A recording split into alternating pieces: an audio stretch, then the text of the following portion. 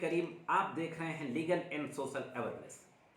हम सभी की ज़िंदगी में रुपए पैसों के लेन देन के संबंध में कोई ना कोई ट्रांजैक्शन होता रहता है, चाहे किसी बिजनेस के सिलसिले में हो या व्यक्तिगत संबंधों के चलते किसी को उधार दिया गया हो या किसी से उधार लिया गया हो। अक्सर होता क्या है कि उधार लेन देन के संबंध में जब किसी को पैसा दिया जाता है या कोई माल दिया जाता है उधार, तो उस वक्त जो व्यवहार होता है लोगों का वो दूसरा होता है, लेकिन जब उसको लौटाने का वक्त आता है तो लोग टालने लगते हैं। बहुत करीबी से करीबी संबंधों में भी हम ये देखते हैं कि अगर किसी को रुपए उधार दे दिए हैं या किसी माल के संबंध में किसी बिजनेस के सिलसिले में अगर कोई भुगतान करना है तो उस भुगतान को वापस करते समय लोग तरह तरह के बहाने बनाते हैं और उसको टालने की कोशिश करते हैं।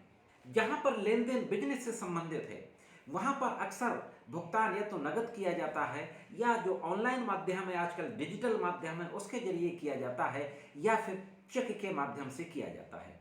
लेकिन कई ऐसे मामले होते हैं जहाँ पर व्यक्तिगत संबंधों के चलते उधार का लेन देन होता है, वहाँ पर लोग चेक के माध्यम से भी भुगतान करते हैं और नगद और दूसरे तरीकों से भी भुगतान करते हैं।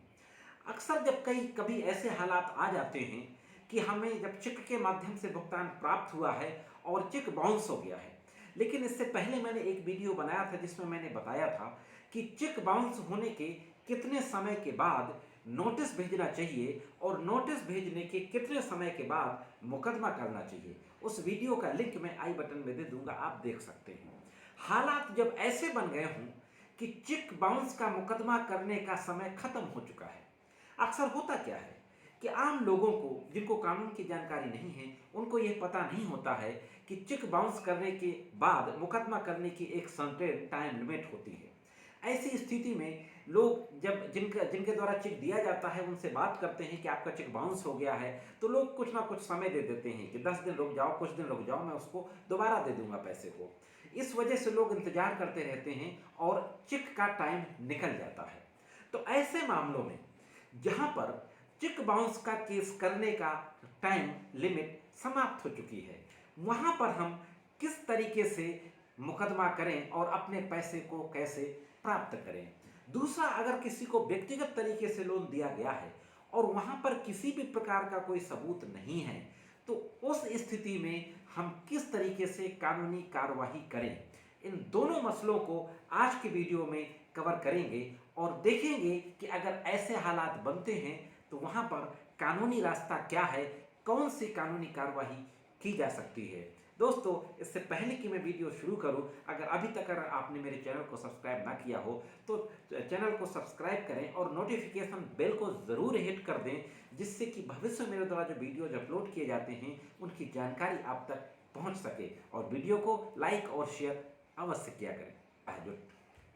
साथियों, अगर बैंक द्वारा चेक बाउंस कर दी गई है और चेक बाउंस करने के बाद समय से नोटिस नहीं भेजा गया या समय से नोटिस भेज दिया गया है 1 महीने के अंदर, उसके बाद समय से मुकदमा दाखिल नहीं किया गया, तो section 142 NI act negotiable instrument act का कहता है कि अगर चेक बाउंस का मुकदमा कोर्ट में दाखिल करने में विलंब हो गया है तो विलंब के कारणों को अगर आप कोर्ट को बता देंगे और कोर्ट उससे सेटिस्फाइड हो जाएगी तो आपके केस को एडमिट कर लेगी। लेकिन हम मान लेते हैं कि अगर कोर्ट ने आपके पास कोई विलंब का ऐसा कारण नहीं है जिसको आप कोर्ट में बता पाए और कोर्ट सेटिस्फाइड हो पाई, तो क्या करेंगे? उस स्थिति में अपने उस पैसे को वसूलने के लिए जो उधार दिया गया है या किसी बिजनेस के सिलसिले में दिया गया है, उस पैसों को वसूलने के लिए आप उस व्यक्ति पे पहली कार्रवाई कर सकते हैं, सिविल की कार्रवाई, रिकवरी का मुकदमा।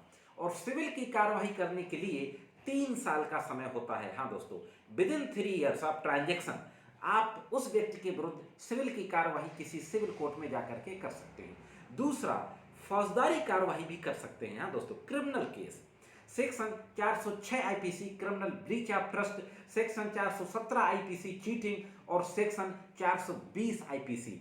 दोस्तों, इस तरीके से इन 3 धाराओं के अंदर 406, 417, 420 के तहत आप उस व्यक्ति के खिलाफ पुलिस थाने में जाकर के FIR दर्ज करा सकते हैं। अगर पुलिस FIR दर्ज नहीं करती तो कोर्ट में जाकर कंप्लेन केस कर सकते हैं। तो घबराने की जरूरत नहीं है। अगर चेक बाउंस का मुकदमा करने का समय समाप्त हो चुका है तो इस तरीके से आप क्रिमिनल कार्रवाई उस व्यक्ति के ऊपर कर सकते हैं। दूसरी जो बात थी कि जहां पर उधार लेन देन हुआ है व्यक्तिगत संबंधों के चलते, उसका किसी प्रकार का कोई प्रूफ नहीं है। हम ये सब जानते हैं कि अदालत बिना सबूतों के, बिना एविडेंसेस के किसी भी केस को में हम जीत नहीं सकते, अदालत में कानून नहीं मानता है।